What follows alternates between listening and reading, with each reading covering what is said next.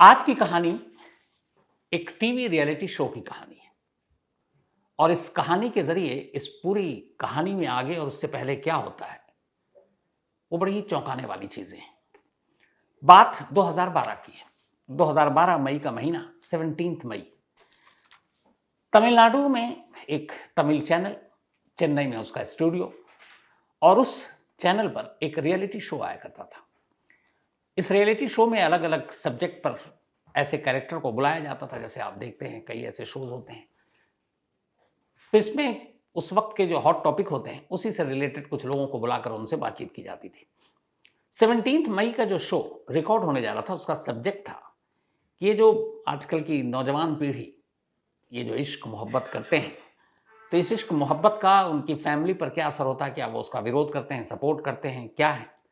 तो अब टॉपिक ऐसा है कि पेरेंट्स कैसे ऑब्जेक्ट करते हैं, ऑब्जेक्शन करते हैं, एक लड़का-लड़की के प्यार के रिश्तों को।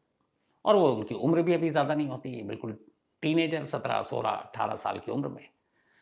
तो ऐसे कुछ कपल को जो एक-दूसरे से प्यार करते थे, स्टूडियो में बुलाया गया और कोशिश की गई कि उनके पेरेंट्स को भी बुलाएँ, ताकि पहले इनकी जो राय है वो सुनें कि लड़के क्या कह रहे हैं और लड़कियाँ क्या कह रही हैं कि एक-दूसरे को प्यार करते हैं, एक-दूसरे के साथ रहना चाहते हैं। बट अभी वो स्टूडेंट हैं, कोई कमाई का ज़रिया नहीं, कुछ नहीं, क्या-क्या दिक्कतें आ सकती हैं। दूसरा पेरेंट्स भी हैं, जिनसे पूछा जाता है कि आप इनके प्यार के दुश्मन क्यों हो? इसकी वजह क्या है? तो 17 मई को ये शो रिकॉर्ड हो रहा था और इस शो में उस दिन एक लड़की को बुलाया गया जिसकी उम्र 17 साल थी। इस लड़की का नाम था भार्गवी। भार्गवी तमिलनाडु के विल्लुपुरम इलाके की रहने वाली थी। भार्गवी के साथ उसके एक बॉयफ्रेंड को ही बुलाया गया। अब भार्गवी की कहानी ये थी कि जब वो विल्लुपुरम अपने घर पे रहा करती थी, तो उसको अपने उसी इलाके के एक लड़के से प्यार हो जाता है और उस लड़के के साथ वो काफ़ी वक़्त गुज़ारा करती थी। नाम था लड़के का सतीश। तो सतीश और भार्गवी प्यार करते थे, घरवालों को पता चला। तो एक टीवी रियलिटी शो पे ये धीरे-धीरे खुल रहा है कि कैसे 4 साल पहले 3 कत्ल होते हैं और तीनों की लाशें एक घर के आंगन में दफ़न है। भार्गवी के जो पिता हैं, उनका नाम है मुरुगन। मुरुगन को इन दोनों का रिश्ता पसंद नहीं आया और उसके बाद उन्होंने बेटी से अपने नाराज़गी जताई और कहा कि अभी तुम्हारी उम्र कम है, पढ़ाई-लिखाई पे ध्यान दो और आइंदा उस लड़के के साथ देखा तो डाँटा-डपटा भी। और फिर ये कहकर इन दोनों को अलग करने की कोशिश की। तब इस शो में भार्गवी को बुलाया गया, उसके बॉयफ्रेंड सतीश को बुलाया गया और साथ में उनके पेरेंट्स की क्या राय है, क्या ओपिनियन है, उसके लिए भार्गवी के माँ और बाप दोनों को बुलाया गया और दोनों खुशी-खुशी आ भी गए। उनमें भार्गवी के जो फादर थे, मुरुगन, और उसकी माँ राजेश्वरी। अब शो शुरू होता है। शो के बीच में बातचीत चलती है, कैसे पहले शुरू में जो बिल्डअप होता है एक शो, आप दोनों कैसे मिले, कब इश्क हुआ, कैसे पता इश्क इश्क है, फ्यूचर क्या है, आपकी उम्र कम है, आप एक 17 की हो, एक 18-19 का है, कोई जॉब नहीं, नौकरी नहीं, फ्यूचर आगे में क्या होगा? ये चलता रहा और फिर दूसरी तरफ पेरेंट्स से कि आपकी उन्हीं कपल से कि आपके पेरेंट्स की इसमें क्या मतलब रवैया रहता है। तो बता रहे हैं कि पेरेंट्स ऑब्जेक्शन करते हैं, डाँटते हैं, डपटते हैं, धमकी देते हैं। अब पेरेंट्स से बात शुरू हुई तो पेरेंट्स भी अपनी तरफ से अपना पक्ष रख रहे हैं कि उम्र पढ़ाई-लिखाई की है, अभी इनकी नासमझ है, कच्ची उम्र है, इसमें ये क्या जाने दुनियादारी, प्यार, मोहब्बत, इश्क ये सब वक़्त का बुलबुला है, फिर उतर जाता है, फिर समझ में आता है, तो तब तक देर चुकी होती है। ये सारी चीज़ें चल रही थी।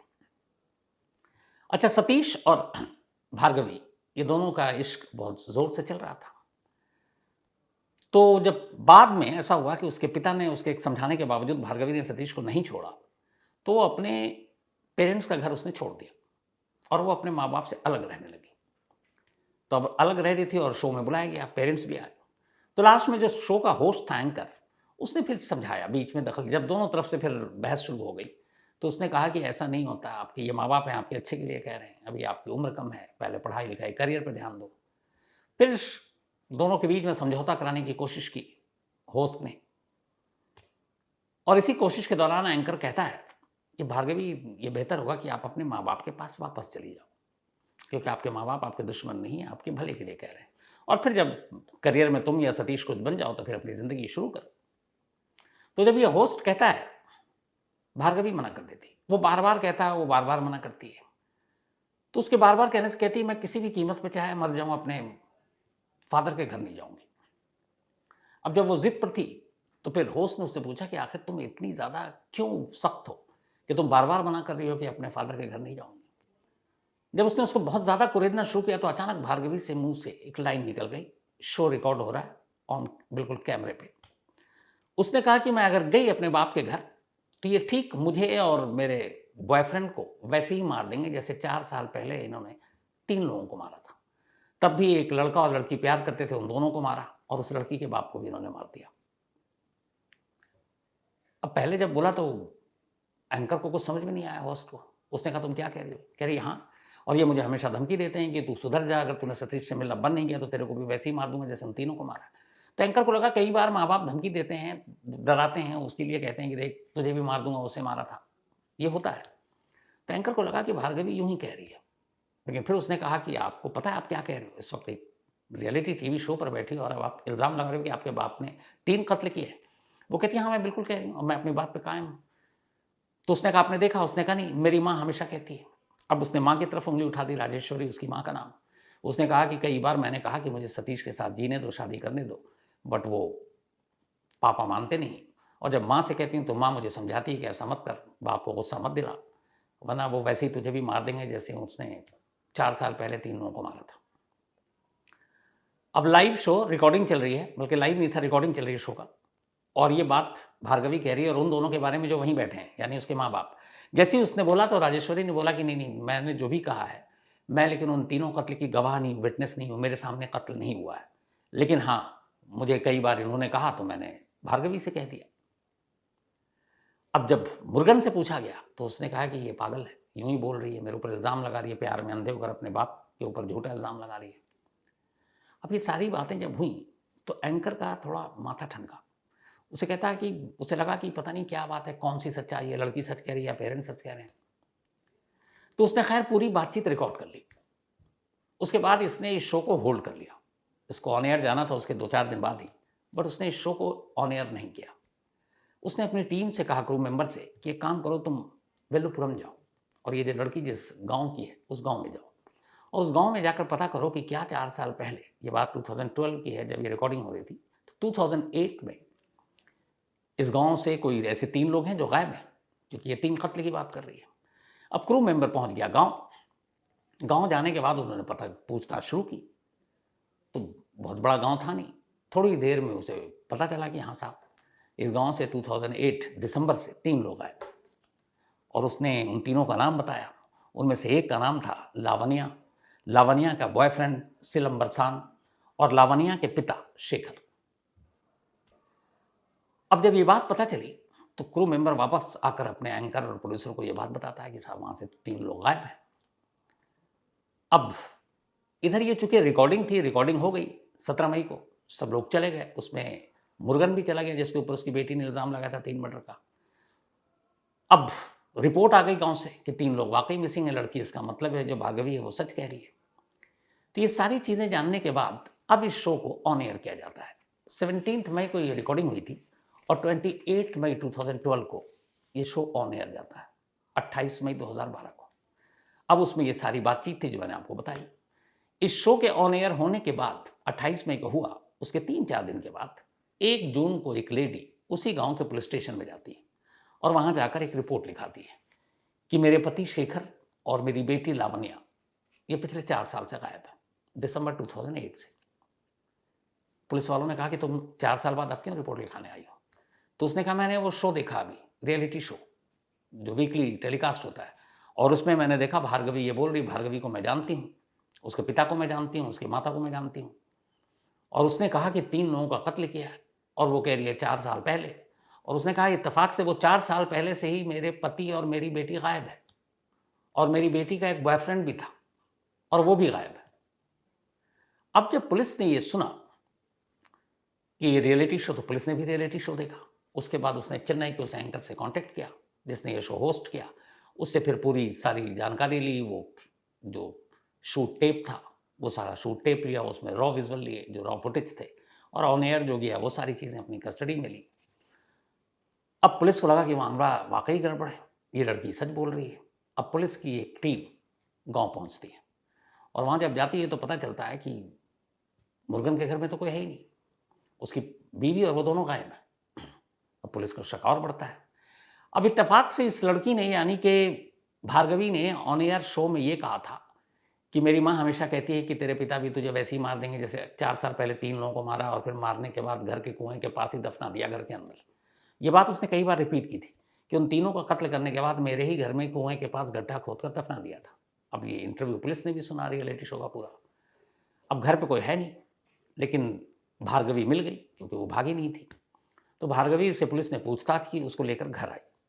घर आने के बाद अब उस घर को खोला गया और उसके घर में एक कुआं था, कुएं के पास आंगन था। अब पूरे आंगन की खुदाई करनी शुरू कर दी गई। जब आंगन की खुदाई की गई तो अंदर से 3 कंकाल मिले। अब पुलिस को यकीन हो गया कि भार्गवी ने सच बोला था, लेकिन माँ बाप गायब हैं। अब पुलिस ने अपनी सारी टीम लगाई तो एक सोर्स से पुलिस को पता चला कि वो अपने एक दूर के रिश्तेदार के घर है, लेकिन अपना लोकेशन बार बार बदल रहा है। बट उस रिलेटिव का नंबर पुलिस को मिल गया जिसके पास वो लास्ट आया था मदद के लिए। तो अब यहाँ पुलिस ने फिर एक खेल खेला। पुलिस ने उस रिलेटिव को पकड़ा, लेकिन पुलिस बनकर नहीं, इसी चैनल जो रियलिटी शो का चैनल था उसी चैनल का एक रिपोर्टर बन गया। उसने कहा कि हम उस चैनल से हैं, ये पूरी स्टोरी आई जिसकी वजह से वो उनके खिलाफ ये सारा मामला आया है। तब उनका भी हम पक्ष रखना चाहते हैं कि वो पाक साफ हैं, बेगुनाह हैं, उन्होंने कोई कत्ल नहीं किया और उसे पता नहीं कि घर से कंकाल मिल चुके हैं। तो हम उनको प्लेटफॉर्म देना चाहते हैं ताकि उनका भी पक्ष रखें, तो फिर वो कानून से बच सकते हैं। ये बात माँ बाप तक पहुँची। बाप को लगा कि ये ठीक है। बाप ने डन कर दिया, एक लोकेशन बताया, यहाँ चैनल वाले पहुँच जाए और उस चैनल वाले के भेस में पुलिस की टीम पहुँच गई और फिर मुर्गन को गिरफ्तार कर लिया। जब मुर्गन को गिरफ्तार किया गया तो उससे पूरी पूछताछ हुई। तो पूछताछ हुई तो जो पूरी कहानी निकली वो ये कि उस स्टूडियो में जिस दिन 17 मई को ये रिकॉर्डिंग थी, जब भार्गवी ने पूरी पोल खोली, मुर्गन समझ गया था कि उसकी बीवी ने ये सब कुछ बता दिया है। उसे लगा आप फंस जाएंगे, लेकिन शो खत्म होते ही, क्योंकि तब तक वो ऑन एयर हुआ नहीं था, उसे मालूम था कि अगर ये ऑन एयर गया तो पुलिस पकड़ लेगी। वो वहाँ से अपनी वाइफ को लेकर निकला, एक बस में बैठा, बस में अपनी बीवी से झगड़ा किया। उसने कहा तुम्हारी वजह से आज बेटी ने मेरा नाम लिया है, अब मैं तो जेल जाऊँगा, लेकिन मैं आज के बाद तुम्हारी शक्ल नहीं देखूंगा। और ये कहकर वो अपनी बीवी को बस में छोड़कर एक स्टॉप पर उतर गया और भाग गया। अब खैर पुलिस पकड़ चुकी थी। पुलिस को ये शक था कि ये 3 कत्ल उसने अकेले नहीं, कुछ और लोगों ने मदद की होगी। तो फैमिली के हर मेंबर से बातचीत की गई, लेकिन फिर पुलिस को जो पुख्ता सबूत मिला वो ये था कि तीनों कत्ल अकेले मुर्गन ने किए थे। क्यों किए उसकी कहानी भी उसने बताई। असल में मुर्गन एक फर्नीचर का काम था उसका, सोफा सेट स्पेशली वो बनाता था और ठीक ठाक काम होता था। तो उसी के इस फर्नीचर शॉप पे एक लड़का काम करता था जिसका नाम था सतीश, जो उसके दोस्त शेखर, बल्कि सतीश नहीं, सिलम बरसार, जो उसका एक दोस्त था शेखर, शेखर की बेटी लावनिया। तो लावनिया उस सिलम बरसान से प्यार करने लगी जो मुर्गन के फर्नीचर शॉप पे काम करता था। अब लावनिया के पिता शेखर और मुर्गन पुराने दोस्त थे। इत्तेफाक से, अब चूंकि मुर्गन एक ठीक ठाक आदमी था, फर्नीचर शॉप था, बैंक वैंक ये सब लॉकर वॉकर में चीज़ें रखता था, तो शेखर के पास कुछ गोल्ड थे। तो उसने कहा कि मैं अपनी बेटी की शादी के लिए इसको जमा करके रखता हूँ, लेकिन घर से चोरी वोरी ना हो जाए। तो उसने भरोसे में और दोस्ती में वो सारे गोल्ड दे दिए मुर्गन को कि भाई तुम रख दो, जब ज़रूरत होगी ले लेंगे। उसने रख लिए। इस बीच में अब लावनिया और सिलम बरसान के इश्क की जो बातें थी वो लीक हो गई। तो शेखर ने उसे एक दिन कहा मुर्गन से कि भाई वो तुम्हारे यहाँ काम करता है, तुम समझाओ सिलम बरसान को कि वो ये प्यार मोहब्बत के चक्कर में न पड़े, मेरी बेटी इससे अलग हो जाए। उसने कहा ठीक है। तो उसने 1-2 बार सिलम बरसान से बात की, लेकिन वो माना नहीं। इधर क्या हुआ कि अब अचानक उसे एक तो गुस्सा आया कि ये दोनों प्यार कर रहे हैं। कल को उसकी भी बेटी बड़ी हो गई थी, भार्गवी, और उसे लगा कि कल को वो भी ये कदम उठा सकती है। तो उसने कहा इन दोनों को ऐसा करने नहीं देंगे। एक रोज़ उसने इन दोनों को घर बुलाया और उस दिन कोई नहीं था घर में। घर बुलाने के बाद बहुत समझाया, लेकिन सीलम माना नहीं। फिर उसने उनको बड़े प्यार से जाहिर भी नहीं होने दिया कि वो गुस्सा है। फिर उसने कहा अच्छा ठीक है खाना खाओ, और उसने खाने में जहर मिलाकर दोनों को दे दिया। दोनों की मौत हो गई। जब मौत हो गई तब उसने शेखर को फ़ोन किया, शेखर को बुलाया अपने घर। घर पे कोई नहीं था, और बुलाने के बाद अभी उसे पता नहीं कि इन दोनों का क्या हुआ। अब वो एक तीर से 2 शिकार करना चाहता था। उसने इन दोनों को इसलिए मार दिया कि कल को उसकी बेटी इस रास्ते पर न चले। फिर उसे ये था कि अब उसकी बेटी को मार दिया, बेटी की शादी का तो अब उसका कोई टेंशन नहीं रहेगा, पर उसके गोल्ड मेरे पास है, वो गोल्ड मेरे हो जाएंगे, तो उसको भी मार दो। तब उसने शेखर को बुलाया, शेखर को बुलाकर खूब शराब पिलाई। जब वो एकदम नशे में आ गया तो उसे भी वही जहर वाला खाना खिला दिया। तो एक ही दिन में 3 कत्ल उसने घर के अंदर किए। इसके बाद जब 3 कत्ल कर चुका तो घर के आंगन में उसने कुएं के पास एक गड्ढा खोदा और तीनों लाशों को उसी के अंदर दफन कर दिया। सब कुछ ठीक। बाद में जब राजेश्वरी के जरिए उसे पता चला, जिस बात का उसे डर था कि भार्गवी एक सतीश नाम के लड़के से प्यार करने लगी, तो उसने भार्गवी को बहुत डांटा, गुस्सा किया घर में, और फिर अपनी बीवी राजेश्वरी के सामने उसने कहा, इसको समझा दो, अगर इसने किया तो मैं इसको वैसे ही मार दूंगा जैसे उन तीनों को मारा है। तब भार्गवी को कुछ समझ में नहीं आया था, उसे लगा डरा रहे हैं डरा रहे हैं। लेकिन बाद में भी जब उसका मिलना जुलना जारी रहा और बाप को पता ना चले, तो माँ उसको यही डर के समझाती थी कि बेटी तू मत मिल उससे, वरना तेरा बाप तुझे सच में मार देगा और इसने 3 लोगों को मारा और यहाँ आंगन में दफन कर रखा है। तो उसे बाद में भार्गवी को एहसास हुआ कि नहीं, ये जो दफन कर रखा है ये कहानी नहीं है, सच्चाई है। फिर उसे कहीं से ये बात पता चल गई लावण्या की, क्योंकि उसी गांव की थी, कि लावण्या और उसका बॉयफ्रेंड गायब है।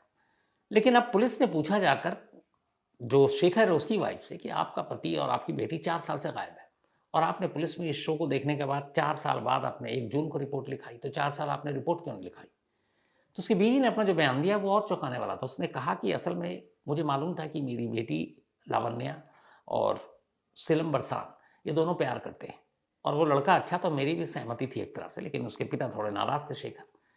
लेकिन फिर वो दोनों, मुझे लगा कि प्लान कर रहे थे कि कहीं अगर घर वालों ने मंजूरी नहीं दी तो भाग के शादी कर लेंगे। तो मुझे लास्ट में यही लगा कि वो दोनों भाग कर इन्होंने शादी कर ली है, और जब मेरे पति को पता लगा शेखर, तो वो भी चले गए और उन्हीं के साथ रह रहे हैं। इसलिए मैंने पुलिस में रिपोर्ट नहीं लिखाई। लेकिन 4 साल बाद जब ये शो देखा और इसका नाम देखा, और जब भार्गवी को कहते देखा, तो मुझे लगा ये तो वही टाइम है जब मेरी बेटी और मेरा पति गायब हुआ था और उसका बॉयफ्रेंड, इसलिए आई थी। तब गिरफ्तार होने के बाद बाकायदा 2012 में मुकदमा चला और अदालत ने मुर्गन को उम्र कैद की सज़ा सुनाई। ये वो कहानी थी जो एक टीवी रियलिटी शो के ज़रिए सामने आई, वो भी एक बेटी ने अपने बाप के गुनाहों की पोल खोली थी।